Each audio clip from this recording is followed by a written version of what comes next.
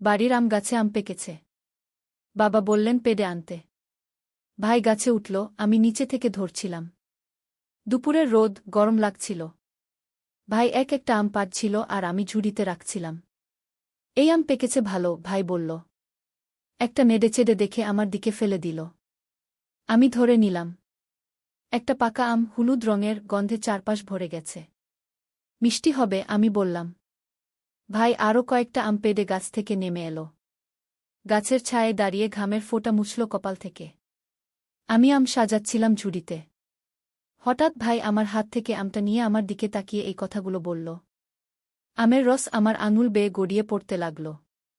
ভাইয়ের চোখে এক ধরনের উগ্র আবেগ, যা একজন ভাইয়ের চোখে থাকার কথা নয়। এই গল্পটি সম্পূর্ণ শুনলে আপনাদের পানি অটোমেটিক বের হয়ে যাবে, সো যত দ্রুত সম্ভব হাতের কাছে টিস্যু নিয়ে বসে পড়ো। বিছানার চাদর যেন নষ্ট না হয় সেটা সম্পূর্ণ খেয়াল রাখার অনুরোধ জানিয়ে গল্পটি এখন শুরু করব। তার আগে সর্বশেষ অনুরোধ, দয়া করে এমন পানি বের করার গল্প নিয়মিত শুনতে আমাদের চ্যানেলটি সকলেই সাবস্ক্রাইব করুন। ধন্যবাদ। হ্যালো বন্ধুরা, আমার নাম মালতী সেন। আমার বয়স ৪২ বছর। আমার স্বামীর নাম অভিজিৎ সেন, বয়স ৪৫ বছর। আমাদের ২ সন্তান, সৌরভ আর রিয়া। সৌরভ ১৯ বছর বয়সী, কলেজে পড়ে। রিয়া ১২ বছর বয়সী, স্কুলে যায়। আজ যে কাহিনীটি আপনাদের বলতে যাচ্ছি সেটি অবিশ্বাস্য হলেও সত্য।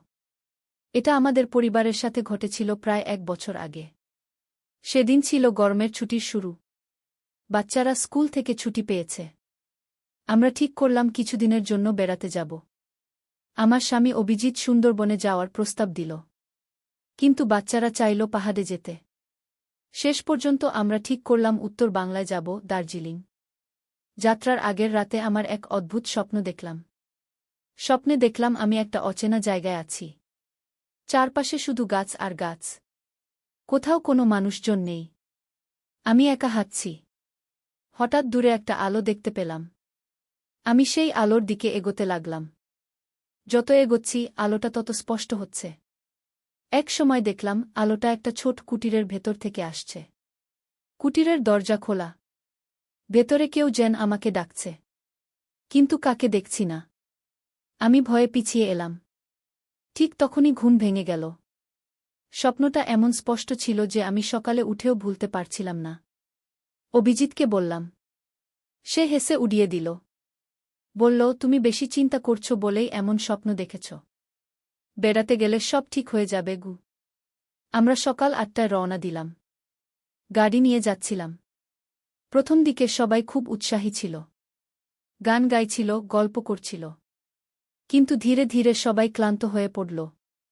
দুপুরের দিকে এক জায়গায় থামলাম খাবার খেতে। তারপর আবার রওনা দিলাম। সন্ধ্যা নাগাদ আমরা একটা ছোট শহরে পৌঁছালাম। সেখানে রাত কাটানোর ঠিক করলাম। হোটেলে রুম নিলাম। খাওয়া দাওয়া করে সবাই শুয়ে পড়লাম। সারাদিনের ক্লান্তিতে সবাই তাড়াতাড়ি ঘুমিয়ে পড়ল। কিন্তু আমার ঘুম আসছিল না। জানালা দিয়ে বাইরে তাকালাম। চাঁদের আলো, পাহাড়গুলো যেন রূপালী হয়ে গেছে। কত সুন্দর দৃশ্য।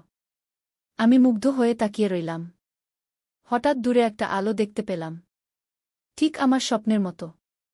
আমি চমকে উঠলাম। এটা কি সেই আলো? কি আছে ওখানে? আমার মনে কৌতূহল জাগল। আমি অভিজিৎকে ডাকলাম, কিন্তু সে গভীর ঘুমে। বাচ্চারাও ঘুমাচ্ছে। আমি একটু দ্বিধা করলাম, কিন্তু শেষে ঠিক করলাম নিজেই দেখে আসব। আমি চুপি চুপি হোটেল থেকে বেরিয়ে পড়লাম। রাত তখন প্রায় ১১টা। চারপাশে নিস্তব্ধতা। শুধু দূর থেকে শেয়ালের ডাক ভেসে আসছে। আমি সেই আলোর দিকে হাঁটতে শুরু করলাম। যত এগোচ্ছি আলোটা তত স্পষ্ট হচ্ছে। কিছুক্ষণ হাঁটার পর দেখলাম আলোটা একটা পুরনো বাড়ি থেকে আসছে। বাড়িটা পাহাড়ের গায়ে একদম একা দাঁড়িয়ে আছে। চারপাশে ঘন জঙ্গল। বাড়িটার দিকে তাকিয়ে আমার গা শিউরে উঠল। এটা অবিকল আমার স্বপ্নের সেই কুটির। কিন্তু এটা সত্যিই আছে? নাকি আমি আবার স্বপ্ন দেখছি? আমি নিজেকে চিমটি কাটলাম। না, এটা স্বপ্ন নয়, বাস্তব। আমি ধীরে ধীরে বাড়িটার দিকে এগোলাম। বাড়িটার সামনে একটা ছোট বাগান। বাগানে নানা রকমের ফুল ফুটে আছে। অদ্ভুত ব্যাপার, রাতের বেলা এত স্পষ্ট দেখা যাচ্ছে কিভাবে? তারপর বুঝলাম পূর্ণিমার চাঁদ আকাশে। তার আলো সব কিছু দিনের মতো স্পষ্ট। বাড়ির দরজা খোলা। ভেতর থেকে আলো আসছে। আমি দরজার কাছে গিয়ে দাঁড়ালাম। ভেতরে কেউ আছে কি না ডাকলাম। কোনো সাড়া পেলাম না। আমি সাহস করে ভেতরে পা দিলাম। ভেতরে একটা বড় ঘর। ঘরের মাঝখানে একটা টেবিল। টেবিলের উপর একটা পুরনো কেরোসিন ল্যাম্প জ্বলছে। তারই আলো দেখছিলাম এতক্ষণ। ঘরের চারপাশে তাকালাম। দেয়ালে নানা রকমের ছবি টাঙানো। সব ছবিই প্রাচীন মনে হল। হঠাৎ আমার নজর পড়ল টেবিলের উপর রাখা একটা বইয়ের দিকে। বইটা খোলা অবস্থায় রাখা। আমি কাছে গিয়ে দেখলাম সেটা একটা ডায়েরি। কার ডায়েরি? কে রেখে গেছে এখানে? কৌতূহলী হয়ে আমি পাতা উল্টাতে শুরু করলাম। ডায়েরিতে লেখা ছিল একটি মেয়ের গল্প। মেয়েটির নাম রূপসী। সে একজন শিক্ষিকা ছিল। এই অঞ্চলে একটা স্কুলে পড়াত। কিন্তু হঠাৎ একদিন সে অদৃশ্য হয়ে যায়। কেউ জানে না সে কোথায় গেছে। পুলিশ খুঁজে পায়নি তাকে। ধীরে ধীরে লোকজন ভুলতে শুরু করে তাকে। কিন্তু ডায়েরিতে লেখা ছিল রূপসী এখনও বেঁচে আছে। সে পাহাড়ের গভীরে লুকিয়ে আছে। কারণ সে একটা রহস্য আবিষ্কার করেছে যা কাউকে বলা যায় না। কি সেই রহস্য? ডায়েরিতে তা লেখা ছিল না। শুধু লেখা ছিল যদি কেউ রহস্যটা জানতে চায় তাহলে তাকে আমার পথ অনুসরণ করতে হবে।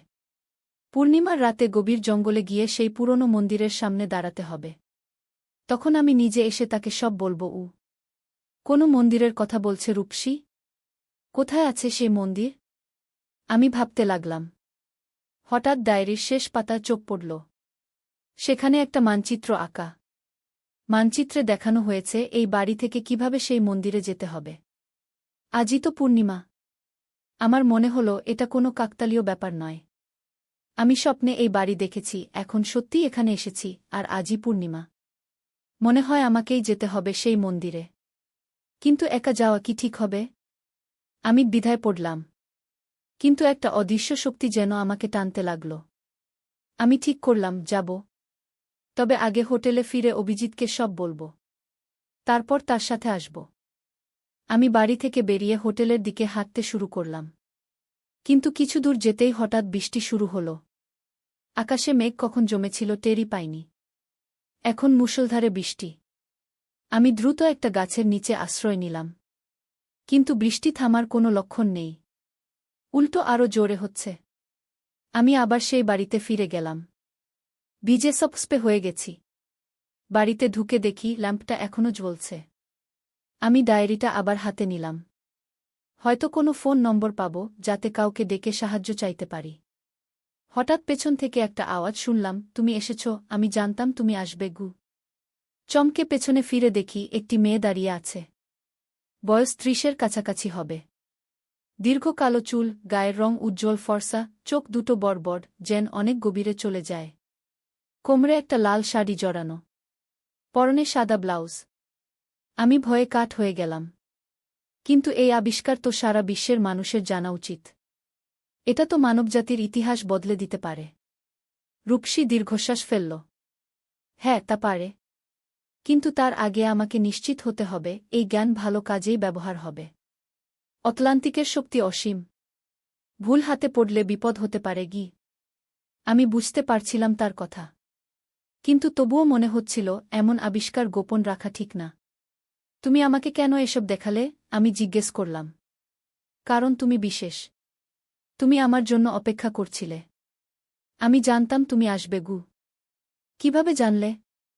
এই আলো আমাকে দেখিয়েছিল। এই আলো ভবিষ্যৎ দেখাতে পারে। আমি দেখেছিলাম তুমি আসবে এবং তুমি আমাদের সাহায্য করবে গু। সাহায্য? কিসের সাহায্য? এই জ্ঞান সঠিক মানুষদের কাছে পৌঁছাতে। এখানে আমি একাই থাকি না। আরও কিছু মানুষ আছে যারা অতলান্তিকের বংশধর। তারা এই গুহার আরও গভীরে থাকে। তারা এই জ্ঞান রক্ষা করে। এখন সময় এসেছে পৃথিবীকে এই জ্ঞান দেওয়ার। কিন্তু সেটা করতে হবে ধীরে ধীরে, সাবধানে গু। আমি কি করতে পারি? তুমি এখানে ফিরে আসবে। তোমার পরিবারকে নিয়ে আসবে। তোমরা আমাদের বংশধরদের সাথে দেখা করবে। তারপর আমরা ঠিক করব কি করতে হবে গি। আমি অবাক হয়ে শুনছিলাম। এ তো অবিশ্বাস্য প্রস্তাব। আমার পরিবার। কিন্তু তারা তো বিশ্বাসই করবে না। কিন্তু আমার পরিবার, তারা এসব বিশ্বাস করবে না করবে, রূপসী আশ্বাস দিল। আমি জানি তারা করবে। কারণ তুমি প্রমাণ নিয়ে যাবে কি প্রমাণ? রূপসী পুকুরের কাছে গেল। সে হাত ডুবিয়ে কিছু একটা তুলে আনল। একটা ছোট ক্রিস্টাল। ক্রিস্টালটা নীল আলো জ্বলজ্বল করছে। এটা অতলান্তিকের ক্রিস্টাল। এটা তোমার সাথে নাও। তোমার পরিবারকে দেখাও। এটা প্রমাণ করবে আজ রাতে যা দেখেছ সব সত্যি। আমি ক্রিস্টালটা হাতে নিলাম। হালকা কিন্তু শক্ত। ভেতর থেকে নীল আলো ঝিকমিক করছে। ক্রিস্টালটা হাতে নিতেই অদ্ভুত একটা অনুভূতি হল। মনে হল একটা শক্তি আমার শরীরে প্রবেশ করল। আমি অবাক হয়ে রূপসীর দিকে তাকালাম। এটা কি ঘটল? ক্রিস্টালের শক্তি তোমার শরীরে প্রবেশ করল। এখন তুমি অনেক শক্তিশালী। তুমি দীর্ঘায়ু পাবে। আর তোমার ছেলেমেয়েরাও। তোমরা হবে নতুন অতলান্তিসের বংশধর। আমি অবাক হয়ে গেলাম। এটা কি বলল রূপসী? আমার ছেলেমেয়েরা? সৌরভ আর রিয়া? তারাও এর অংশ? আমার ছেলেমেয়েরা? হ্যাঁ, তারাও বিশেষ। তারা অতলান্তিকের শক্তি বহন করে। তুমি জানো না, কিন্তু তোমার পূর্বপুরুষরাও অতলান্তিসের সাথে যুক্ত ছিল। তোমার রক্তে সেই জিন আছে। তাই তুমি এখানে আসতে পেরেছ। আমার মাথা ঘুরতে লাগল। এ কি শুনছি আমি? আমার পূর্বপুরুষ? অতলান্তিস? এসব কি সত্যি না কোনো পাগলামি? বিশ্বাস করা কঠিন, তাই না? রূপসী হাসল। কিন্তু তুমি তো এখানে এসেছ। তুমি নিজের চোখে দেখেছ। এবার ফিরে যাও। তোমার পরিবারকে নিয়ে আসো। তাদেরও দেখাও এই সত্য। আমি ক্রিস্টালটা পকেটে রাখলাম। রূপসীর সাথে আবার মন্দিরে ফিরে এলাম। বাইরে এসে দেখি বৃষ্টি থেমে গেছে। আকাশে চাঁদ উঠেছে। চাঁদের আলো চারপাশ আলোকিত। যাও, তোমার পরিবারের কাছে ফিরে যাও, রূপসী বলল। কাল আবার এসো। তোমার স্বামী, ছেলে, মেয়ে সবাইকে নিয়ে এসো। আমি অপেক্ষা করব। আমি রূপসীর কাছ থেকে বিদায় নিয়ে হোটেলের দিকে হাঁটতে শুরু করলাম। মাথার ভেতর অনেক চিন্তা ঘুরপাক খাচ্ছে। আমি কি সত্যি এসব দেখলাম? নাকি কোনো স্বপ্ন? কিন্তু পকেটে তো ক্রিস্টাল আছে। সেটা তো প্রমাণ করে সব সত্যি। হোটেলে পৌঁছে দেখি অভিজিৎ ঘুম থেকে উঠে গেছে। সে উদ্বিগ্ন মুখে বারান্দায় দাঁড়িয়ে আছে। কোথায় ছিলে তুমি? সে চিৎকার করে জিজ্ঞেস করল। আমি কত চিন্তা করছিলাম। বাচ্চারা ঘুম থেকে উঠে তোমাকে খুঁজছে। আমি কি বলবো ভেবে পাচ্ছিলাম না। সত্যি কথা বললে সে বিশ্বাস করবে। কিন্তু মিথ্যা বলার কোনো কারণ নেই। আমার কাছে তো প্রমাণ আছে। অভিজিৎ, আমি একটা অদ্ভুত জায়গায় গিয়েছিলাম, আমি ধীরে ধীরে বললাম। তুমি বিশ্বাস করবে না, কিন্তু আমি অতলান্তিসের ধ্বংসাবশেষ দেখে এসেছি। অভিজিৎ অবাক হয়ে আমার দিকে তাকাল। কি বলছো তুমি? অতলান্তিস? সেটা তো একটা কাল্পনিক দ্বীপ। না, সেটা সত্যি। আমি প্রমাণ এনেছি। আমি পকেট থেকে ক্রিস্টালটা বের করলাম। ক্রিস্টালের নীল আলো এখনও ঝিকমিক করছে। অভিজিৎ এক দৃষ্টে তাকিয়ে রইল ক্রিস্টালের দিকে। এটা কি? অতলান্তিসের ক্রিস্টাল। এর ভেতরে অসীম শক্তি আছে। আমি একজন মহিলার সাথে দেখা করেছি, তার নাম রূপসী। সে এখানে থাকে অতলান্তিসের বংশধরদের সাথে। সে আমাদের সবাইকে দেখতে চায়। অভিজিৎ এবার সত্যিই ভয় পেয়ে গেল। সে আমার কপালে হাত দিয়ে দেখল জ্বর আছে কিনা। তুমি ঠিক আছো তো? মনে হয় কোথাও পড়ে গিয়েছিলে, মাথায় আঘাত পেয়েছ। আমি হতাশ হলাম। ঠিক যেমন ভেবেছিলাম, সে বিশ্বাস করছে না। কিন্তু ক্রিস্টাল তো সেও দেখতে পাচ্ছে। অভিজিৎ, এই ক্রিস্টাল দেখো, আমি জোর দিয়ে বললাম। এটা সাধারণ পাথর নয়। দেখো কেমন আলো বের হচ্ছে এর ভেতর থেকে। এটা কোথায় পাওয়া যায়?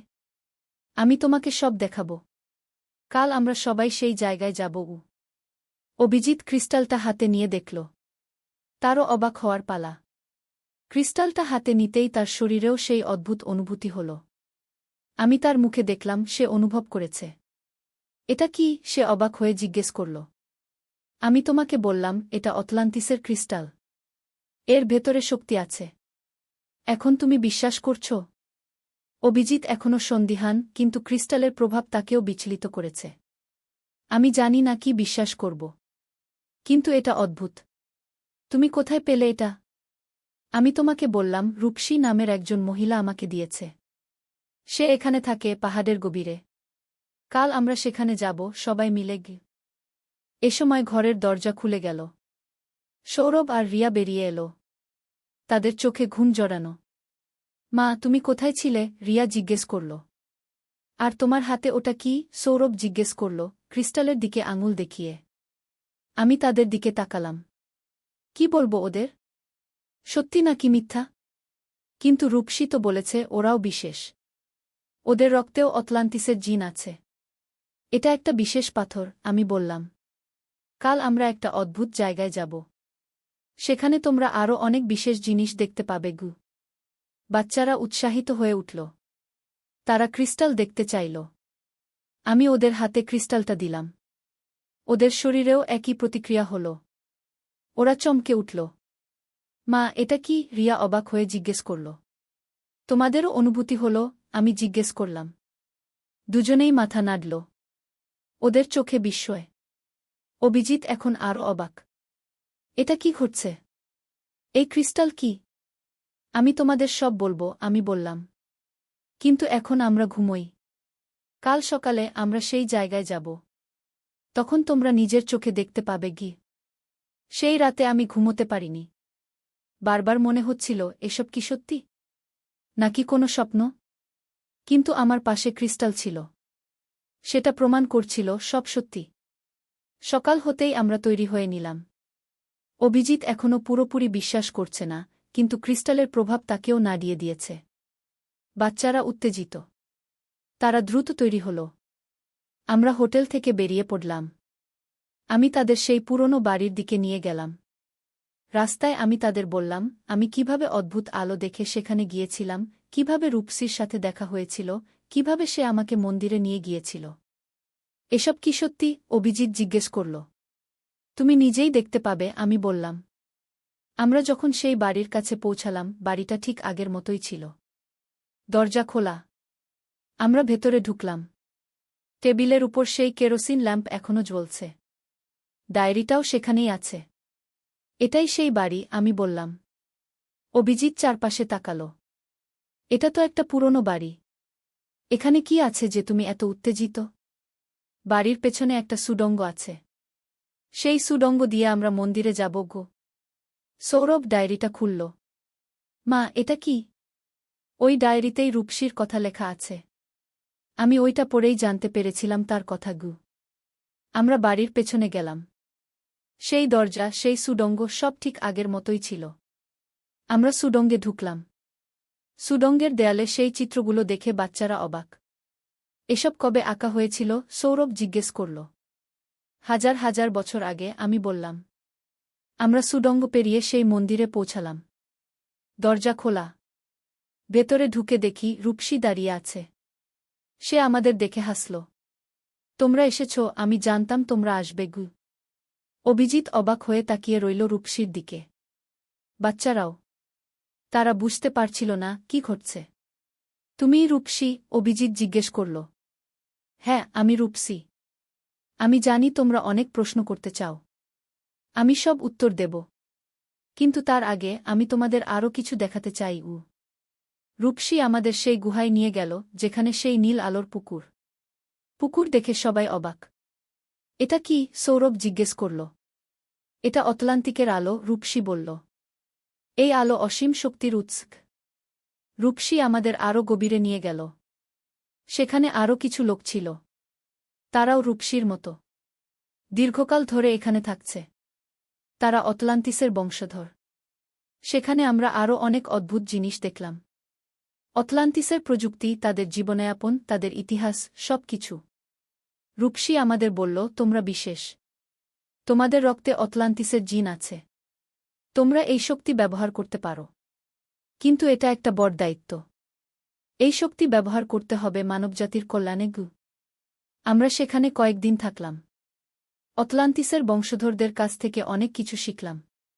তারা আমাদের শেখালো কিভাবে নীল আলোর শক্তি ব্যবহার করতে হয়, কিভাবে মনের শক্তি বাড়াতে হয়, কিভাবে দূরদর্শন করতে হয়। বাচ্চারা সবচেয়ে দ্রুত শিখল। তাদের মধ্যে অতলান্তিসের জিন সবচেয়ে শক্তিশালী। তারা শিখল কিভাবে মনের শক্তিতে জিনিস নাড়াতে হয়, কিভাবে দূরের ভাবনা পড়তে হয়। অভিজিৎ ধীরে ধীরে শিখল। প্রথমে সে বিশ্বাস করতে পারছিল না, কিন্তু যখন সে নিজের চোখে দেখল, তখন সে বিশ্বাস করল। আমিও শিখলাম। আমি শিখলাম কিভাবে নীল আলোর শক্তি ব্যবহার করে রোগ নিরাময় করতে হয়, কিভাবে মনের শক্তিতে অন্যদের সাহায্য করতে হয়। কয়েকদিন পর রূপসী বলল, এবার তোমাদের ফিরে যেতে হবে। তোমাদের কাজ আছে গি। কি কাজ? আমি জিজ্ঞেস করলাম। তোমরা মানবজাতিকে প্রস্তুত করবে। ধীরে ধীরে তাদের বলবে অতলান্তিসের কথা। তাদের শেখাবে কিভাবে শক্তি ব্যবহার করতে হয়। সময় এসেছে পৃথিবীকে নতুন করে গড়ে তোলার। আমরা বুঝলাম আমাদের উপর একটা বড় দায়িত্ব এসেছে।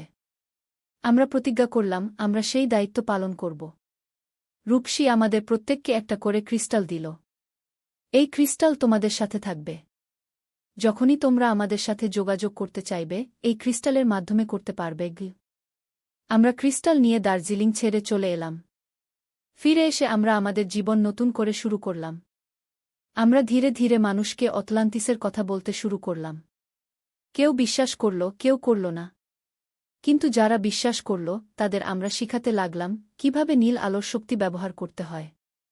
ধীরে ধীরে একটা গোষ্ঠী তৈরি হল। তারা অতলান্তিসের বংশধরদের সাথে যোগাযোগ করতে শিখল। তারা শিখল কিভাবে পৃথিবীকে নতুন করে গড়ে তুলতে হয়। আজ 1 বছর পর আমরা অনেক দূরে গিয়েছি।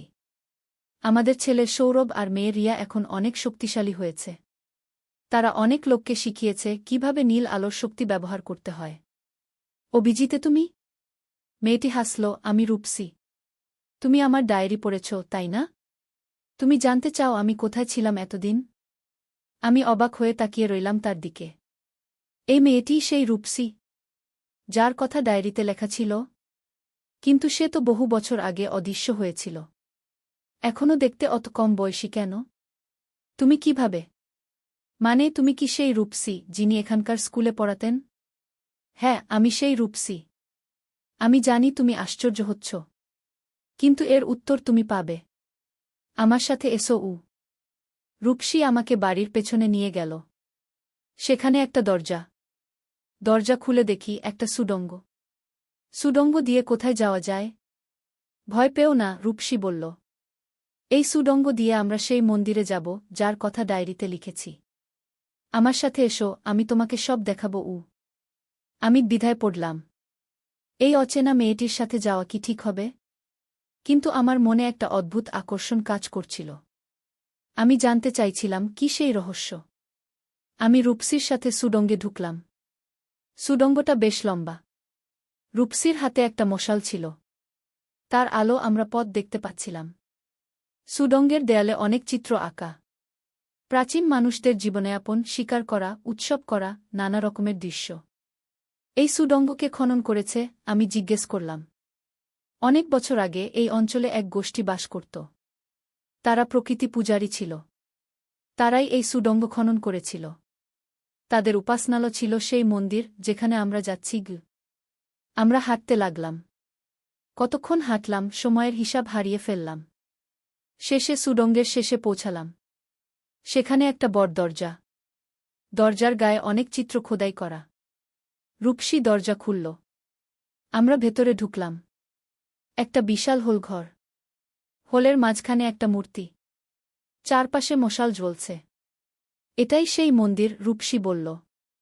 এখানে আমি একটা রহস্য আবিষ্কার করেছি। এর জন্যই আমাকে লুকিয়ে থাকতে হয়েছে। কি সেই রহস্য? এই মন্দিরের নিচে একটা গুহা আছে।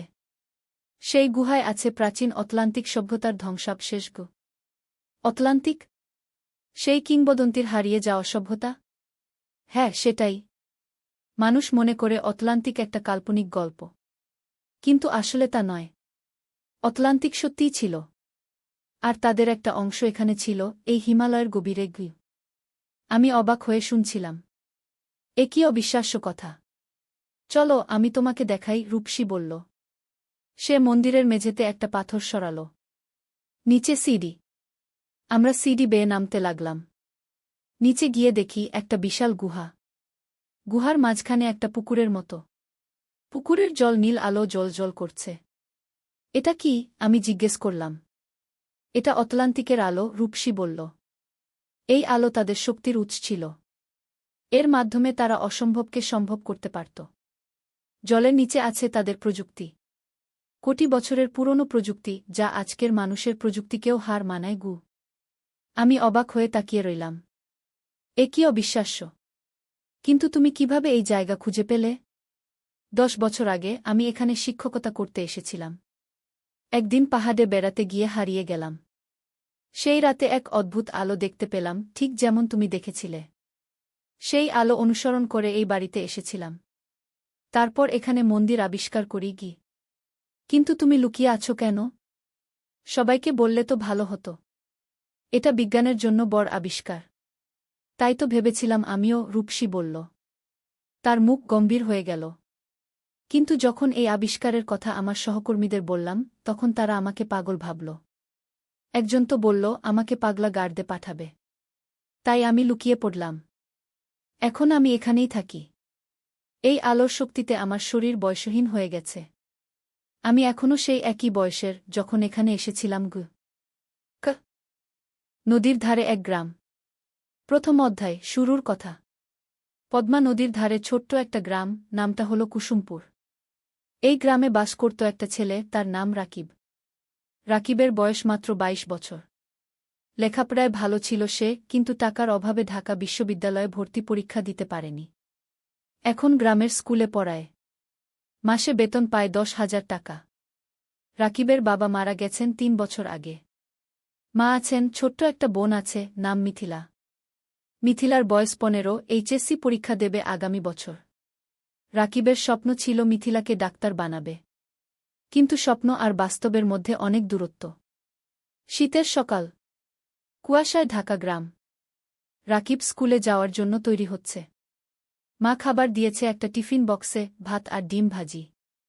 রাকিব সাইকেল নিয়ে বেরিয়ে পড়ল। স্কুল 5 কিলোমিটার দূরে। পথে যেতে যেতে রাকিব ভাবছিল তার জীবনের কথা। এই গ্রামে আর কতদিন থাকবে? ঢাকায় গিয়ে কিছু করা যায় কি না? কিন্তু মা আর মিথিলাকে রেখে কিভাবে যাবে? মনটা খারাপ হয়ে গেল। স্কুলে পৌঁছে দেখল হেডস্যার দাঁড়িয়ে আছেন। হেডস্যার মানিক স্যার, বয়স 50-এর কাছাকাছি। ভালো মানুষ। রাকিবকে অনেক স্নেহ করেন। রাকিব, একটু আমার রুমে এসো, মানিক স্যার বললেন। রাকিব রুমে ঢুকল। মানিক স্যার বললেন, তুমি তো জানো আমাদের স্কুলের অবস্থা ভালো না। সরকারি অনুদান কমে গেছে। আমরা হয়তো তোমার বেতন আর বাড়াতে পারব না গি। রাকিবের মনটা ভেঙে গেল। কিন্তু সে কিছু বলল না। শুধু মাথা নেড়ে বলল, বুঝতে পারছি স্যার। তবে একটা খবর আছে, মানিক স্যার বললেন। শুনেছি জেলা শহরে একটা এনজিও শিক্ষক খুঁজছে। বেতন ভালো, 15,000 টাকা। তুমি চাইলে আবেদন করতে পারো। রাকিব একটু ভাবল। জেলা শহর মানে প্রায় 30 কিলোমিটার দূরে। রোজ যাওয়া আসা করা মুশকিল। থাকতে হবে সেখানে। স্যার, আমি ভেবে দেখি, রাকিব বলল। ক্লাস শুরু হল। রাকিব বাচ্চাদের বাংলা পড়াচ্ছে। ছোট্ট ছোট্ট মুখ, সবাই মন দিয়ে শুনছে। রাকিব ভাবল, এই বাচ্চাদের ছেড়ে কিভাবে যাবে? স্কুল ছুটির পর রাকিব বাড়ি ফিরল। মা রান্না করছে। মিথিলা পড়াশোনা করছে। রাকিব মাকে বলল এনজিওর কথা। মা চুপ করে রইল কিছুক্ষণ। তারপর বলল, ভাই, তুমি যা ভালো মনে করো তাই করো। আমরা সামলে নেব। কিন্তু রাকিব দেখল মায়ের চোখে পানি। দ্বিতীয় অধ্যায়, নতুন সিদ্ধান্ত। সেই রাতে রাকিব ঘুমাতে পারল না। বারবার একই চিন্তা মাথায় আসছে। কি করবে? এখানে থাকবে নাকি নতুন জায়গায় যাবে? পরদিন শুক্রবার। ছুটির দিন। রাকিব সকালে উঠে নদীর ধারে গেল। পদ্মা নদী। শীতকালে পানি কমে যায়, বালুর চর জেগে ওঠে। রাকিব একটা চরের উপর বসল। দূরে মাছ ধরা নৌকা দেখা যাচ্ছে। রাকিব ছোটবেলার কথা ভাবল। বাবা জীবিত ছিলেন তখন। বাবাও মাছ ধরতেন। একদিন নৌকা উল্টে গিয়ে বাবা ডুবে মারা যান। সেদিন থেকে রাকিবের জীবন বদলে গেল। লেখাপড়া ছেড়ে দিতে হল। মাকে সাহায্য করতে হল। হঠাৎ কেউ পেছন থেকে ডাকল, রাকিব ভাই। রাকিব ফিরে তাকাল। দেখল তার বন্ধু সাজিদ দাঁড়িয়ে আছে। সাজিদ ঢাকায় থাকে, প্রাইভেট কোম্পানিতে চাকরি করে। গ্রামে এসেছে ঈদের ছুটিতে। সাজিদ, কবে এলি? রাকিব খুশি হল। গতকাল এলাম। তোর খোঁজেই এসেছিলাম। সাজিদ পাশে বসল। দুই বন্ধু অনেকক্ষণ গল্প করল। সাজিদ বলল তার চাকরির কথা, ঢাকার জীবনযাপনের কথা। রাকিব শুনল চুপচাপ। তারপর সাজিদ জিজ্ঞেস করল, তুই এই গ্রামে আর কতদিন পড়ে থাকবি? ঢাকায় চলে আয় না। আমি তোকে চাকরি খুঁজে দেবগু। রাকিব মাথা নাড়ল। মা আর মিথিলাকে রেখে কিভাবে যাব? ওদেরকে নিয়ে আয়। ঢাকায় ভাড়া বাসায় থাকবি, সাজিদ বলল। তোকে তো জানি। ঢাকায় এক রুম ভাড়া নিতে কত টাকা লাগে? আমার সামর্থ্য আছে। রাকিব তিক্ত হাসল। সাজিদ কিছু বলল না। সে জানে রাকিবের সমস্যা। দুপুরে রাকিব বাড়ি ফিরল।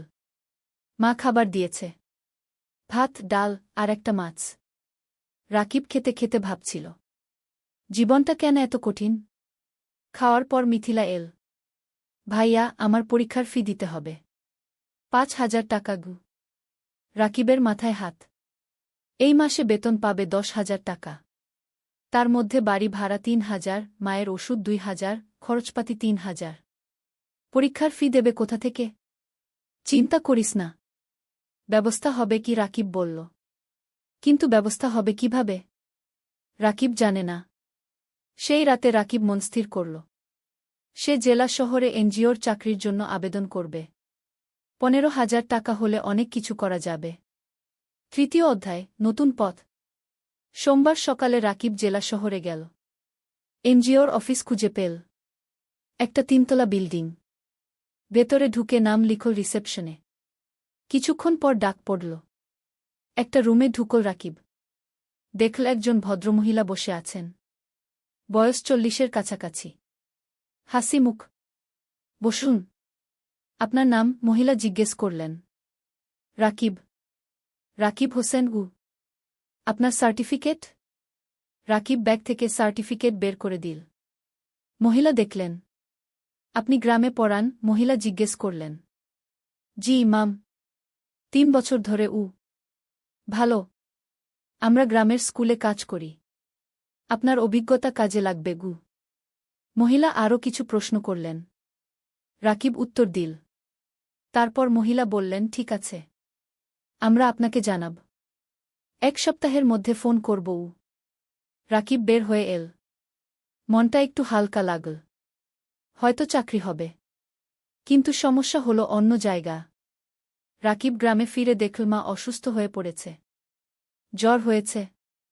ডাক্তার ডেকে আনতে হল। ডাক্তার ওষুধ লিখে দিল। ওষুধের দাম 1,000 টাকা। রাকিবের পকেটে 5 টাকা ছিল। বাকি 5 টাকা ধার করতে হল পাশের বাড়ির কাকার কাছে। মা শুয়ে শুয়ে বলল, ভাই, তুমি জেলা শহরে চাকরি নিও না। আমরা এখানে থাকি গু। না মা, তোমার চিকিৎসার জন্য টাকা লাগবে। মিথিলার পড়াশোনার জন্য টাকা লাগবে। আমাকে ভালো চাকরি করতে হবে কি? রাকিব বলল। পরের সপ্তাহে রাকিবের ফোন এল।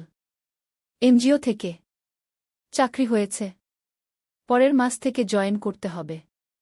রাকিব খুশি হল। কিন্তু সাথে সাথে চিন্তাও হল। জেলা শহরে থাকবে কোথায়? বাসা ভাড়া নিতে হবে। সেই টাকা কোথায়? রাকিব মানিক স্যারের কাছে গেল। সব বলল। মানিক স্যার শুনলেন। তারপর বললেন, তুমি চিন্তা করো না। আমার জেলা শহরে একটা ছোট্ট ফ্ল্যাট আছে। খালি পড়ে আছে। তুমি সেখানে থাকতে পারো। প্রথম 3 মাস ভাড়া লাগবে না গি। রাকিবের চোখে পানি এল। স্যার, আপনি গু। তুমি ভালো ছেলে। তোমার উন্নতি হোক, এটাই চাই। মানিক স্যার হাসলেন। রাকিব স্যারের পা ছুঁয়ে সালাম করল। চতুর্থ অধ্যায়, জেলা শহরে নতুন জীবন। পরের মাসের প্রথম দিনে রাকিব জেলা শহরে চলে এল। মা আর মিথিলা গ্রামে রইল। রাকিব ঠিক করল সপ্তাহে একদিন গ্রামে যাবে। মানিক স্যারের ফ্ল্যাট ছোট্ট কিন্তু পরিষ্কার। একটা রুম, একটা রান্নাঘর, একটা বাথরুম। রাকিব নিজের জিনিসপত্র গুছিয়ে রাখল। পরদিন এনজিও অফিসে গেল। কাজ শুরু হল। রাকিবকে দায়িত্ব দেওয়া হল 5টা গ্রামের স্কুল দেখাশোনা করার। সপ্তাহে 3 দিন স্কুলে যেতে হবে, বাকি দিন অফিসে। প্রথম দিন রাকিব একটা গ্রামে গেল। স্কুলটা খুবই খারাপ অবস্থায়। ছাদ দিয়ে পানি পড়ে, বেঞ্চ ভাঙা, শিক্ষক মাত্র 2 জন, ছাত্রছাত্রী প্রায় 150। রাকিব শিক্ষকদের সাথে কথা বলল। তারা বলল অনেক সমস্যার কথা। বেতন কম, সরকারি সাহায্য নেই, অনেক বাচ্চা স্কুল ছেড়ে দিয়েছে। রাকিব বুঝল এখানে অনেক কাজ করার আছে। সে মনস্থির করে ভালোভাবে কাজ করবে। সন্ধ্যায় রাকিব ফ্ল্যাটে ফিরল। একা একা রান্না করল, ভাত আর ডিম ভাজি। খেয়ে শুয়ে পড়ল। মায়ের কথা মনে পড়ল, মিথিলার কথা মনে পড়ল। রাকিব মাকে ফোন করল। মা, কেমন আছো? ভালো আছি। তুমি খেয়েছ? মা জিজ্ঞেস করল। হ্যাঁ মা। তুমি ওষুধ খেয়েছ তো? খেয়েছি। মিথিলা পড়াশোনা করছে। তুমি চিন্তা করো না আগে। ফোন রেখে রাকিব ঘুমিয়ে পড়ল। দিন যাচ্ছে। রাকিব কাজে মন দিচ্ছে। সে দেখছে স্কুলগুলোর অবস্থা ধীরে ধীরে ভালো হচ্ছে। এনজিও থেকে সাহায্য আসছে। নতুন বেঞ্চ এসেছে। ছাদ মেরামত হয়েছে। শিক্ষকদের ট্রেনিং দেওয়া হচ্ছে। রাকিব খুশি। তার মনে হচ্ছে সে কিছু ভালো কাজ করছে। 3 মাস পর রাকিব প্রথম বেতন পেল। 15,000 টাকা।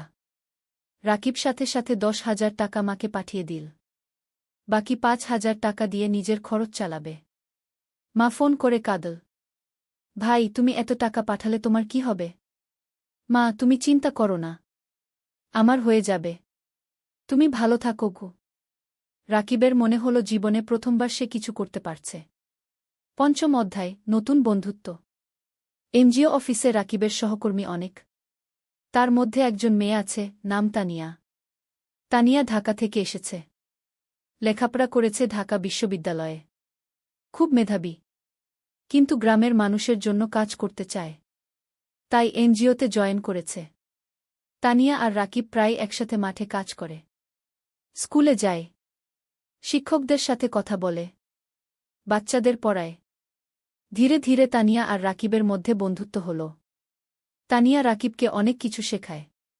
কিভাবে প্রজেক্ট প্ল্যান করতে হয়, কিভাবে রিপোর্ট লিখতে হয়, কিভাবে মানুষের সাথে কথা বলতে হয়। রাকিব তানিয়াকে শেখায় গ্রামের জীবন সম্পর্কে, গ্রামের মানুষের সমস্যা সম্পর্কে, কিভাবে তাদের সাহায্য করা যায়। একদিন তানিয়া রাকিবকে জিজ্ঞেস করল, তুমি কি বিয়ে করেছ? রাকিব হেসে বলল, না, বিয়ের কথা ভাবার সময় নেই। এখন পরিবারের দায়িত্ব আছে গু। তোমার পরিবার কেমন? তানিয়া জিজ্ঞেস করল। রাকিব তার মা আর মিথিলার কথা বলল। বাবার মৃত্যুর কথা বলল। কিভাবে সে সংসার চালাচ্ছে সেই কথা বলল। তানিয়া শুনল চুপচাপ। তারপর বলল, তুমি খুব সাহসী উ। রাকিব কিছু বলল না, শুধু হাসল। সময় যাচ্ছে। রাকিবের কাজ ভালো হচ্ছে। এনজিও থেকে তাকে প্রশংসা করা হচ্ছে। বেতনও বাড়ল। এখন 17,000 টাকা পায়। রাকিব সপ্তাহে একদিন গ্রামে যায়। মাকে দেখে আসে। মিথিলার পড়াশোনা দেখে দেয়। মিথিলা এখন কলেজে পড়ছে। সে ডাক্তার হতে চায়। একদিন মা রাকিবকে বলল, ভাই, তোর বিয়ের কথা ভাবা উচিত কে? রাকিব হাসল। মা, এখনো সময় আছে। আগে মিথিলাকে প্রতিষ্ঠিত করি কি। কিন্তু তোর বয়স হয়ে যাচ্ছে। আমি চিন্তায় থাকি কি, মা বলল। তুমি চিন্তা করো না মা, সব ঠিক হবে উ। 6ষ্ঠ অধ্যায়, প্রেম আর স্বপ্ন। 1 বছর পার হয়ে গেল। রাকিব এখন এনজিওতে প্রজেক্ট কোঅর্ডিনেটর। বেতন 20,000 টাকা। সে এখন একটা ভাড়া বাসায় থাকে। মাসে ভাড়া 5,000 টাকা। তবু মাকে প্রতি মাসে 12,000 টাকা পাঠায়। মিথিলা খুব ভালো ফলাফল করেছে। সে মেডিকেল কলেজে ভর্তি হতে চায়। কিন্তু ভর্তি পরীক্ষার জন্য কোচিং করতে হবে। কোচিং ফি অনেক। রাকিব চিন্তায় পড়ল। কোথা থেকে টাকা আসবে? তানিয়া বুঝতে পারল রাকিবের সমস্যা। একদিন সে বলল, রাকিব, তুমি কিছু চিন্তিত মনে হচ্ছে কি? রাকিব মিথিলার কথা বলল। তানিয়া বলল, আমি আমার এক বন্ধুকে জানি। সে ঢাকায় মেডিকেল কোচিং সেন্টার চালা। আমি তাকে বলবো। হয়তো কম ফিতে তোমার বোনকে ভর্তি করে নেবে গি। রাকিব অবাক হল। তুমি এত সাহায্য করছো কেন? তানিয়া চুপ করে রইল কিছুক্ষণ। তারপর বলল, কারণ তুমি ভালো মানুষ গো। রাকিব কিছু বলল না। কিন্তু মনের ভেতর একটা অনুভূতি হল। পরের সপ্তাহে তানিয়া তার বন্ধুর সাথে রাকিবের কথা হল। বন্ধু রাজি হল মিথিলাকে অর্ধেক ফিতে ভর্তি করতে। রাকিব খুশিতে আত্মহারা। সে তানিয়াকে ধন্যবাদ দিল বারবার। তানিয়া হেসে বলল, ধন্যবাদ না, একটা ট্রিট দাও। রাকিব তানিয়াকে নিয়ে গেল একটা রেস্টুরেন্টে। দুজন একসাথে খাবার খেল। অনেক গল্প করল। হাসল। খাওয়ার পর বাইরে বের হয়ে তানিয়া বলল, রাকিব, আমি তোমাকে একটা কথা বলতে চাই। বলো। তানিয়া একটু থেমে বলল, আমি তোমাকে ভালোবাসি। রাকিব স্তব্ধ হয়ে গেল। কি বলবে বুঝতে পারল না। তানিয়া বলল, আমি জানি এটা হঠাৎ শোনাচ্ছে। কিন্তু 1 বছর ধরে তোমার সাথে কাজ করছি। তোমার চরিত্র, তোমার পরিবারের প্রতি দায়িত্ববোধ, তোমার সততা, সব কিছু দেখেছি। তুমি আমার মনে জায়গা করে নিয়েছ। রাকিব কিছুক্ষণ চুপ করে রইল। তারপর বলল, তানিয়া, আমি জানি না কি বলবো। তুমি ঢাকার মেয়ে, উচ্চশিক্ষিত। আমি একজন সাধারণ গ্রামের ছেলে। আমার পরিবার গরিব। আমার অনেক দায়িত্ব আছে। তানিয়া রাকিবের হাত ধরল। এগুলো আমার কাছে কোনো সমস্যা নয়। আমি তোমাকে চাই, তোমার টাকা বা স্ট্যাটাস নয়। রাকিবের চোখে পানি এল। তানিয়া, আমি তোমাকে কিছু দিতে পারব না। তুমি আমাকে ভালোবাসা দিতে পারবে। সততা দিতে পারবে। এটাই যথেষ্ট। রাকিব তানিয়ার দিকে তাকাল। তারপর বলল, আমিও তোমাকে ভালোবাসি। কিন্তু ভয় পাচ্ছি। কিসের ভয়? তানিয়া জিজ্ঞেস করল। ভয় পাচ্ছি তোমার পরিবার রাজি হবে না। ভয় পাচ্ছি আমি তোমাকে সুখী করতে পারব না। তানিয়া হাসল। আমার পরিবার আমাকে বিশ্বাস করে। আমি যদি খুশি থাকি, তারা খুশি থাকবে। আর তুমি আমাকে সুখী করতে পারবে কিনা সেটা সময় বলবে। আমরা একসাথে চেষ্টা করব। সেই রাতে রাকিব ঘুমাতে পারল না। সারারাত তানিয়ার কথা ভাবল। জীবনে প্রথমবার কেউ তাকে এভাবে ভালোবাসল। 7ম অধ্যায়, বাধা আর চ্যালেঞ্জ। পরের সপ্তাহে রাকিব গ্রামে গেল। মাকে সব কথা বলল। তানিয়ার কথা, প্রেমের কথা। মা শুনল চুপচাপ। তারপর বলল, মেয়ে কেমন? খুব ভালো মা। তুমি তাকে দেখলে পছন্দ করবে। তার পরিবার রাজি হবে? আমরা তো গরিব। মা চিন্তিত হল। তানিয়া বলেছে তার পরিবার তাকে বিশ্বাস করে। সমস্যা হবে না। মিথিলা খুশি হল। ভাইজা, তুমি বিয়ে করছ? আমি ভাবির সাথে দেখা করব। রাকিব হাসল। হ্যাঁ রে, তোকে নিয়ে যাব ঢাকায়। কিন্তু সমস্যা এল অন্য দিক থেকে। তানিয়া তার বাবা মাকে রাকিবের কথা বলল। প্রথমে তারা খুশি হল। কিন্তু যখন জানো রাকিব একজন এনজিও কর্মী, বেতন মাত্র 20,000 টাকা, তখন তারা আপত্তি করল। তানিয়ার বাবা বললেন, তানিয়া, তুমি ঢাকা বিশ্ববিদ্যালয় থেকে পাস করেছ। তুমি একজন ভালো চাকরিজীবী ছেলে পাবে। এই ছেলে তোমাকে কি দেবে? তানিয়া বলল, বাবা, আমি টাকার জন্য বিয়ে করছি না। আমি রাকিবকে ভালোবাসি। ভালোবাসা দিয়ে সংসার চলে না। তানিয়ার মা বললেন। বাবা, মা, রাকিব খুব সৎ এবং পরিশ্রমী। সে তার পরিবারের জন্য অনেক কষ্ট করছে। এরকম মানুষ এখন কমই আছে। তানিয়া বোঝানোর চেষ্টা করল। আমরা সময় চাই। আমরা ছেলেটাকে দেখতে চাই। তানিয়ার বাবা বললেন। তানিয়া রাকিবকে ফোন করে সব বলল। রাকিব শুনল। তারপর বলল, আমি জানতাম এটা হবে। তুমি হাল ছেড়ে দিও না। আমি তাদের বোঝাব। তানিয়া বলল। পরের মাসে রাকিব ঢাকায় গেল। তানিয়ার বাবা মার সাথে দেখা করল। তারা রাকিবকে অনেক প্রশ্ন করল। রাকিব সব সততার সাথে উত্তর দিল। তানিয়ার বাবা বললেন, তুমি তোমার ভবিষ্যৎ নিয়ে কি ভাবছ? তুমি সারা জীবন এনজিওতে থাকবে?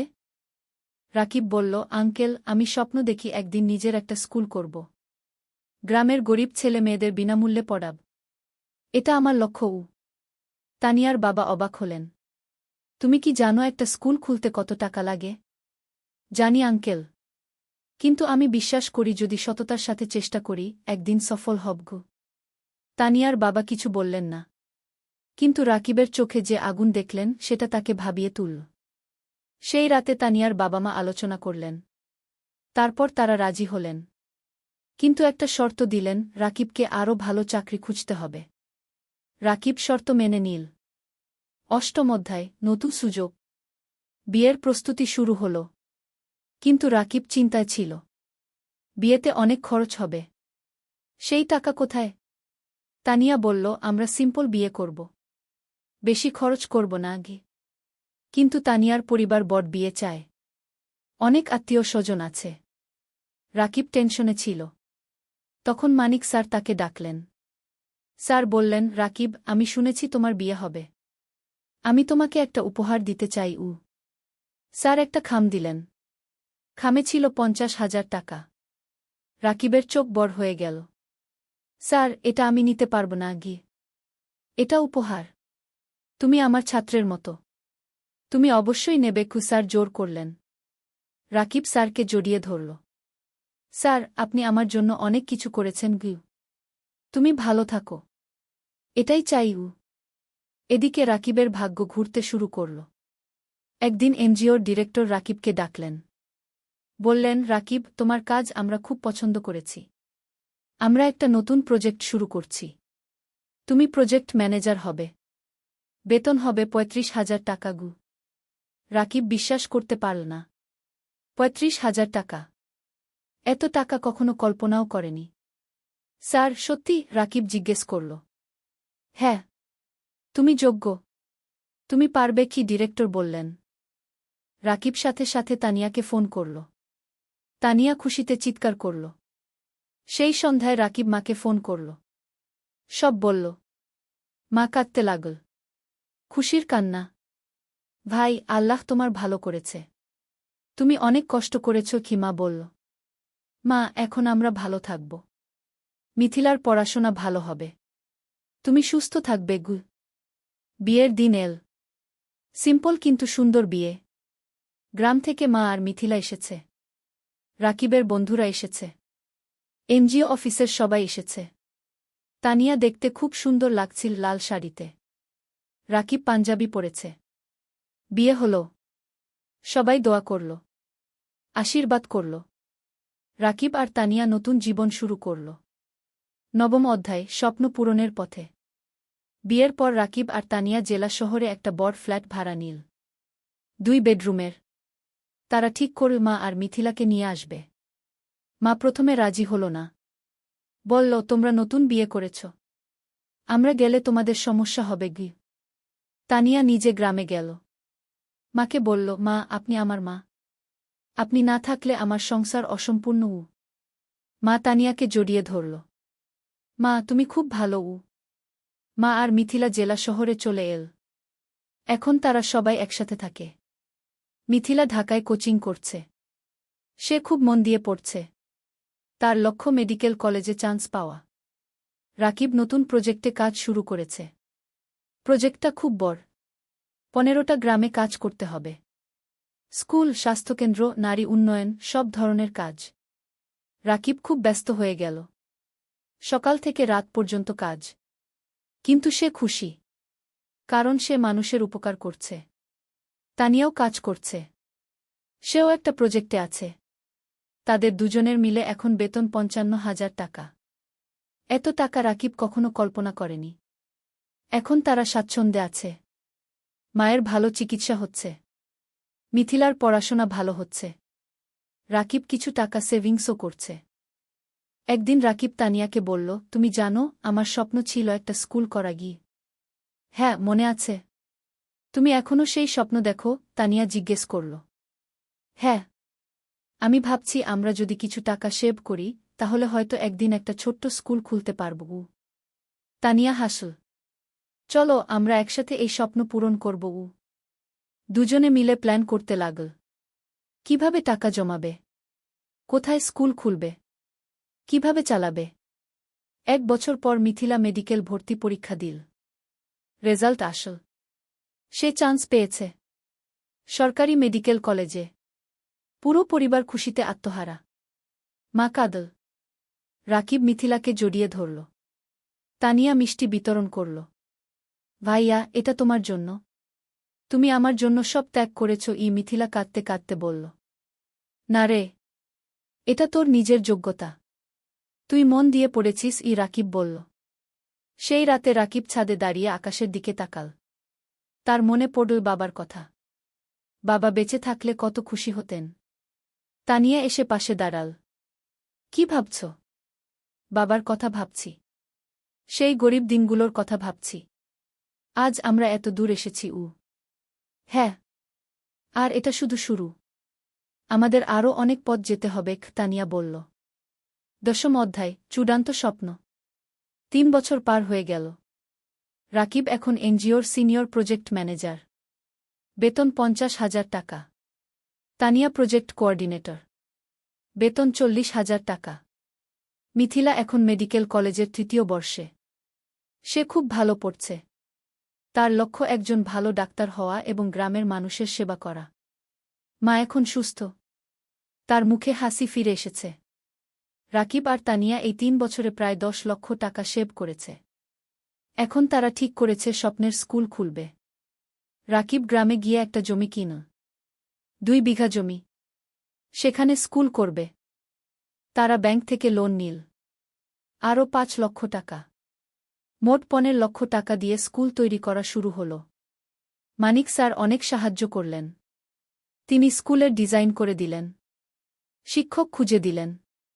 6 মাস পর স্কুল তৈরি হল। নাম দেওয়া হল আলোর পাঠশালা। স্লোগান, শিক্ষাই আলো, শিক্ষাই মুক্তি। স্কুলে গরিব পরিবারের বাচ্চারা বিনামূল্যে পড়বে। ধনী পরিবারের বাচ্চারা কম ফিতে পড়বে। এই ফি দিয়ে স্কুল চলবে। স্কুল খোলার দিন গ্রামের সব মানুষ এল। জেলা প্রশাসক এলেন উদ্বোধন করতে। মানিক স্যার, এনজিওর ডিরেক্টর, সবাই এলেন। রাকিব মাইকে দাঁড়িয়ে বলল, আমি একসময় খুব গরিব ছিলাম। লেখাপড়া করতে পারিনি ঠিকমতো। কিন্তু আমি হাল ছাড়িনি। আজ আমি এই স্কুল করলাম যাতে গ্রামের কোনো বাচ্চাকে টাকার অভাবে লেখাপড়া ছাড়তে না হয়। সবাই হাততালি দিল। তানিয়া বলল, এই স্কুল শুধু আমার স্বামীর স্বপ্ন নয়, আমার স্বপ্ন। আমরা চাই এই গ্রামের প্রতিটা বাচ্চা শিক্ষিত হোক। আবার হাততালি। স্কুল চালু হল। প্রথম দিন 50 জন বাচ্চা ভর্তি হল। দ্বিতীয় মাসে 100। তৃতীয় মাসে 200। রাকিব আর তানিয়া সপ্তাহে 3 দিন স্কুলে যায়। বাচ্চাদের পড়ায়। শিক্ষকদের ট্রেনিং দেয়া। স্কুল দেখাশোনা করে। মিথিলা ছুটির দিনে স্কুলে এসে বাচ্চাদের স্বাস্থ্য চেক আপ করে। বিনামূল্যে। মা রান্না করে বাচ্চাদের খাওয়ায়। অনেক বাচ্চা গরিব পরিবার থেকে আসে। তারা দুপুরে খায় না। মা তাদের খাওয়ায়। 2 বছর পর স্কুলে 5 বাচ্চা পড়ছে। 10 জন শিক্ষক আছে। স্কুল ভালোভাবে চলছে। জেলার মধ্যে কি আলোর পাঠশালা কি একটা আদর্শ স্কুল হিসেবে পরিচিতি পেয়েছে। 11 অধ্যায়, জীবনের পূর্ণতা। 5 বছর পর। রাকিবের বয়স এখন 33।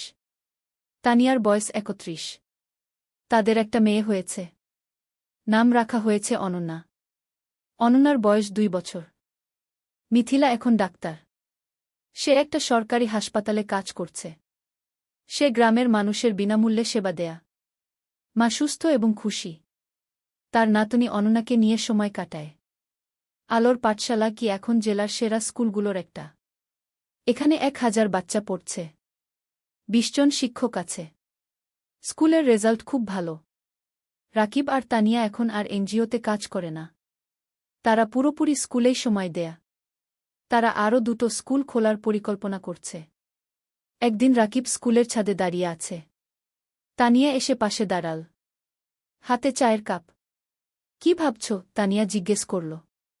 ভাবছি আমাদের যাত্রার কথা। 8 বছর আগে আমি একজন গরিব স্কুল শিক্ষক ছিলাম। আজ আমার নিজের স্কুল আছে। 1000 বাচ্চা পড়ছে। হ্যাঁ। আমরা অনেক দূর এসেছি। কিন্তু আরও অনেক পথ বাকি, তানিয়া বলল। জানো, কখনো কখনো মনে হয় স্বপ্ন দেখা ভালো। স্বপ্ন মানুষকে বাঁচিয়ে রাখে। আমি স্বপ্ন দেখেছিলাম বলে আজ এখানে এসেছি। তানিয়া রাকিবের হাত ধরল। আর আমি তোমাকে বিশ্বাস করেছিলাম বলে তোমার স্বপ্ন আমার স্বপ্ন হয়ে গেল। দুজন চুপচাপ দাঁড়িয়ে রইল। নিচে বাচ্চারা খেলছে। তাদের হাসির শব্দ শোনা যাচ্ছে।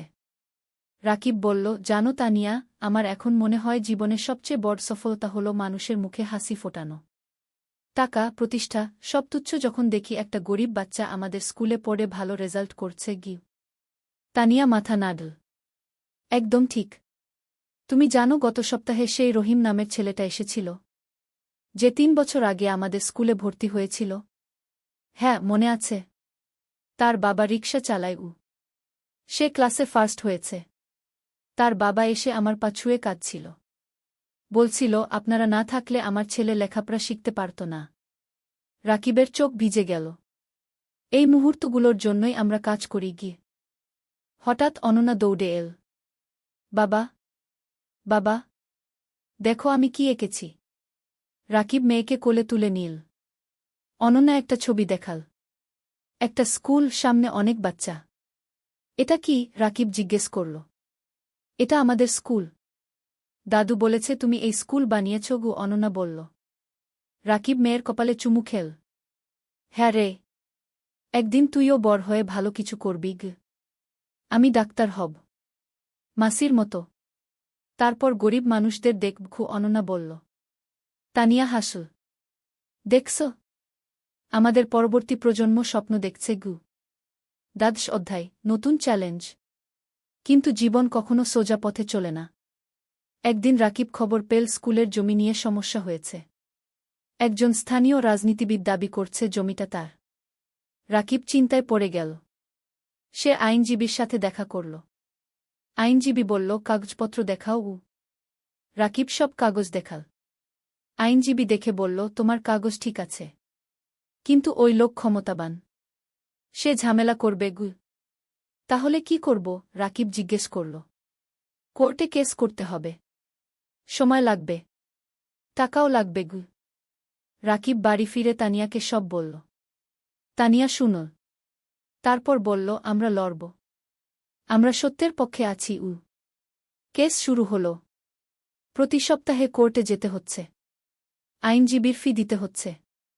টাকা খরচ হচ্ছে অনেক। কিন্তু রাকিব হাল ছাড়ল না। সে জানে সে ন্যায়ের পক্ষে।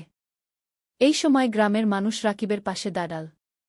তারা একটা কমিটি করল। সবাই মিলে টাকা তুলল রাকিবকে সাহায্য করার জন্য। একদিন গ্রামের চেয়ারম্যান রাকিবের কাছে এসে বলল, রাকিব, তুমি আমাদের গ্রামের গর্ব। তুমি আমাদের বাচ্চাদের শিক্ষিত করছ। আমরা তোমাকে একা ছাড়ব না। রাকিব কান্নায় ভেঙে পড়ল। আপনারা আমার পরিবার। মানিক স্যারও সাহায্য করলেন। তিনি জেলা প্রশাসকের সাথে কথা বলল। প্রশাসক বিষয়টা দেখলেন। 6 মাস পর কোর্ট রায় দিল রাকিবের পক্ষে। জমি রাকিবেরই। সেই দিন স্কুলে উৎসব হল। সবাই খুশি। বাচ্চারা নাচল, গাইল। রাকিব মাইকে বলল, আজ আমরা জিতেছি। কিন্তু এটা শুধু আমার জয় নয়, এটা আমাদের সবার জয়। সত্যের জয়। ত্রয়োদশ অধ্যায়, সম্প্রসারণ। কেস জেতার পর রাকিবের আত্মবিশ্বাস বেড়ে গেল। সে ঠিক করল আরও একটা স্কুল খুলবে, পাশের জেলায়। তানিয়া রাজি হল। তারা আবার সেভিংস শুরু করল। এই সময় একটা বড় সুখবর এল। একটা আন্তর্জাতিক এনজিও তাদের স্কুলের কথা শুনেছে। তারা সাহায্য করতে চায়। এনজিওর একজন প্রতিনিধি এল আলোর পাঠশালাগু দেখতে। সে সব দেখল। শিক্ষকদের সাথে কথা বলল, বাচ্চাদের সাথে কথা বলল। তারপর সে রাকিবকে বলল, আমরা আপনার কাজে মুগ্ধ। আমরা আপনাকে 10 লক্ষ টাকা গ্রান্ট দিতে চাই নতুন স্কুলের জন্য গু। রাকিব বিশ্বাস করতে পারল না। 10 লক্ষ টাকা? সত্যি? রাকিব জিজ্ঞেস করল। হ্যাঁ। আপনি একটা প্রস্তাব লিখে পাঠান, আমরা অনুমোদন করব। রাকিব আর তানিয়া রাত দিন পরিশ্রম করে প্রস্তাব লিখল, পাঠিয়ে দিল। 1 মাস পর অনুমোদন এল। 10 লক্ষ টাকা। রাকিব পাশের জেলায় জমি কিনা। নতুন স্কুল তৈরি শুরু হল। এবার আরও বড় স্কুল, আরও ভালো সুবিধা। মিথিলা বলল, ভাইজা, নতুন স্কুলে একটা হেলথ ক্লিনিক বানাও। আমি সপ্তাহে একদিন এসে বাচ্চাদের দেখবগু। চমৎকার আইডিয়া, রাকিব বলল। নতুন স্কুলে একটা হেলথ ক্লিনিকও তৈরি হল। মিথিলা আর তার 2 জন সহকর্মী ডাক্তার সেখানে বিনামূল্যে সেবা দেয়া। নতুন স্কুলের নাম দেওয়া হল আলোর পাঠশালা, দুগ। এখানেও গরিব বাচ্চারা বিনামূল্যে পড়ে। 1 বছরে দ্বিতীয় স্কুলেও 5 বাচ্চা ভর্তি হল। রাকিবের স্বপ্ন আরও বড় হল। সে ভাবল জেলার প্রতিটা গ্রামে একটা করে স্কুল করবে। চতুর্দশ অধ্যায় পুরস্কার ৩ বছর পর রাকিব এখন ৪০ বছরের। তার ৫টা আলোর পাঠশালাগু আছে, ৫টা জেলায়। প্রায় ৩,০০০ বাচ্চা পড়ছে। ২ শিক্ষক কাজ করছে। একদিন রাকিব একটা ফোন পেল ঢাকা থেকে, শিক্ষা মন্ত্রণালয় থেকে। আপনি রাকিব হোসেন? ফোনে একজন জিজ্ঞেস করল। জিউ, আপনাকে জানাতে পেরে আনন্দিত যে আপনার নাম জাতীয় শিক্ষা পুরস্কারের জন্য নির্বাচিত হয়েছে। আপনি গ্রামীণ শিক্ষায় অসামান্য অবদান রেখেছেন গু। রাকিব স্তব্ধ হয়ে গেল। জাতীয় পুরস্কার? সত্যি? রাকিব জিজ্ঞেস করল। হ্যাঁ, আগামী মাসে ঢাকায় অনুষ্ঠান হবে। মাননীয় প্রধানমন্ত্রী পুরস্কার দেবেন গু। রাকিব ফোন রেখে তানিয়াকে জড়িয়ে ধরল। তান, আমরা জাতীয় পুরস্কার পেয়েছি। তানিয়া কাঁদতে লাগল। খুশির কান্না। তুমি পেরেছ, তুমি সত্যিই পেরেছ। মা খবর শুনে কাঁদল। ভাই, তোর বাবা বেঁচে থাকলে কত খুশি হতো উ। মিথিলা বলল, ভাইজা, তুমি আমার হিরো গো। অনন্যা, এখন ৭ বছর, বলল, বাবা, তুমি সবচেয়ে ভালো বাবা। পুরস্কারের দিন ঢাকা, বঙ্গভবন। রাকিব স্যুট পরেছে, তানিয়া শাড়ি পরেছে। মা, মিথিলা, অনন্যা সবাই গেছে। মানিক স্যারও গেছে। তিনি রাকিবকে বললেন, আমি গর্বিত তোমার শিক্ষক ছিলাম গো। অনুষ্ঠানে অনেক মানুষ। রাকিবের নাম ডাকা হল। সে মঞ্চে উঠল। প্রধানমন্ত্রী তাকে পুরস্কার দিলেন। একটা ক্রেস্ট, একটা সার্টিফিকেট আর ৫ লক্ষ টাকা। রাকিব মাইকে দাঁড়িয়ে বলল, আমি একজন সাধারণ গ্রামের ছেলে। আমার বাবা রিকশা চালাতেন। আমি গরিব পরিবার থেকে এসেছি। কিন্তু আমি স্বপ্ন দেখতে ছাড়িনি। আজ আমি এখানে দাঁড়িয়ে বলতে পারি, যে কেউ পারে যদি সে চেষ্টা করে। পুরো হল হাততালিতে মুখরিত হল। এই পুরস্কার শুধু আমার নয়। এটা আমার স্ত্রী তানিয়ার, আমার মায়ের, আমার বোন মিথিলার, আমার গুরু মানিক স্যারের, আর আমার সেই সব বাচ্চাদের যারা আলোর পাঠশালায় পড়ছে গু। আবার হাততালি। অনুষ্ঠান শেষ হল। সবাই বাড়ি ফিরল। সেই রাতে রাকিব ব্যালকনিতে দাঁড়িয়ে আকাশের দিকে তাকাল। তার মনে পড়ল সেই দিনের কথা যখন সে পদ্মা নদীর ধারে বসে ভাবছিল জীবন দিয়ে কি করবে। আজ সেই জীবন কত বদলে গেছে। তানিয়া এসে পাশে দাঁড়াল। কি ভাবছ?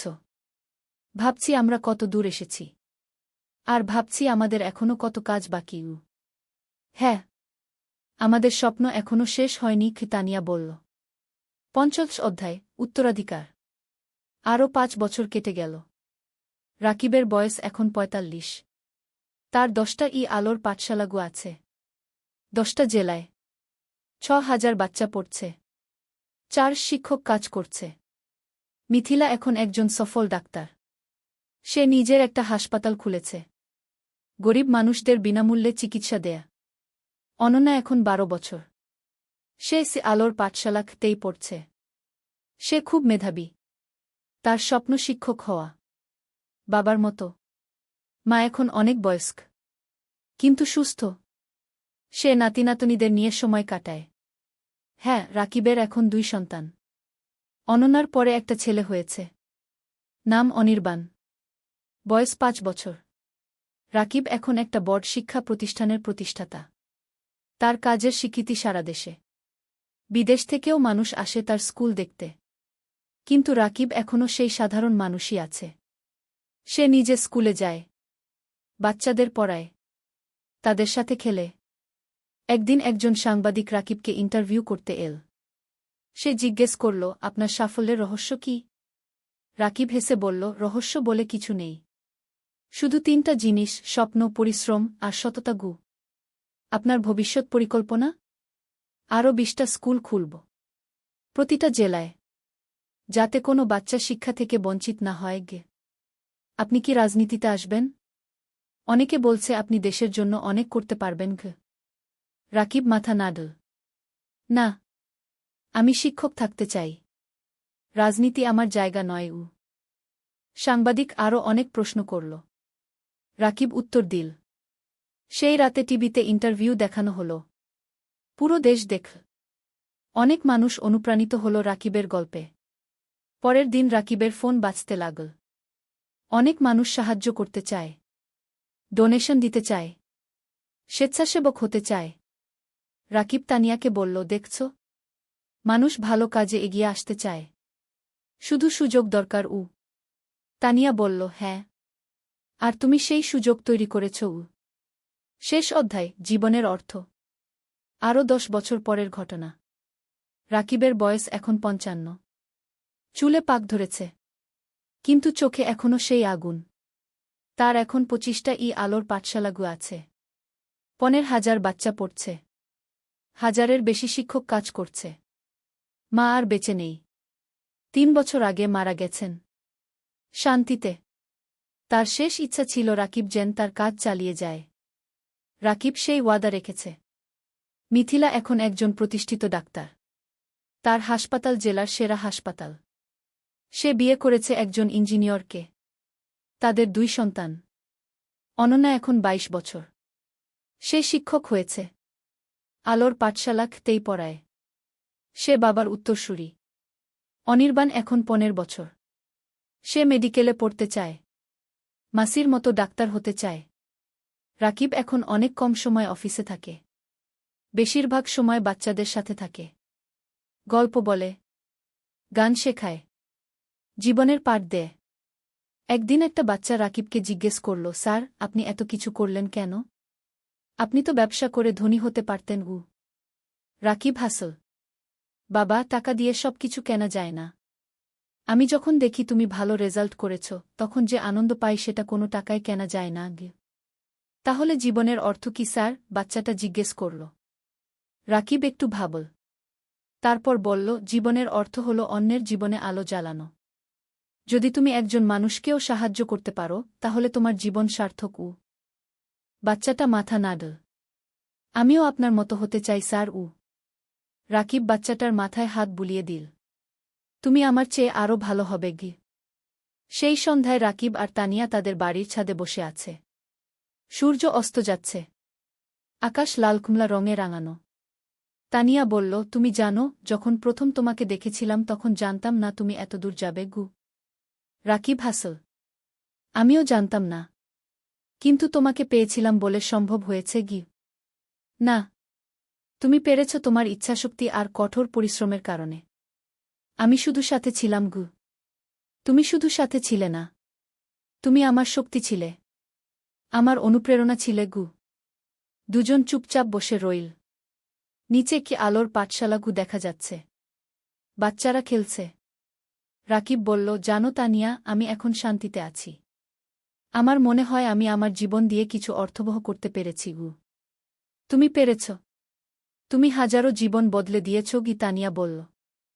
হঠাৎ অনন্যা এল। বাবা, মা, খাবার তৈরি। রাকিব উঠে দাঁড়াল। চলো। 3 জন একসাথে নিচে নামল। পরিবার একসাথে বসে খাবার খেল, হাসল, গল্প করল। রাতে শোয়ার আগে রাকিব জানালার পাশে দাঁড়িয়ে বাইরে তাকাল। দূরে তারা জ্বলছে।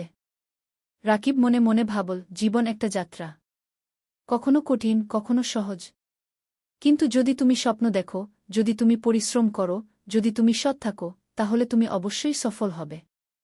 আর সবচেয়ে বড় সফলতা হল যখন তুমি অন্যের জীবনে আলো জ্বালাতে পারো। রাকিব হাসল। তারপর বিছানায় শুয়ে পড়ল। গভীর ঘুমে তলিয়ে গেল। শান্তির ঘুম, পরিতৃপ্তির ঘুম। কারণ সে জানে তার জীবন সার্থক হয়েছে, তার স্বপ্ন পূরণ হয়েছে।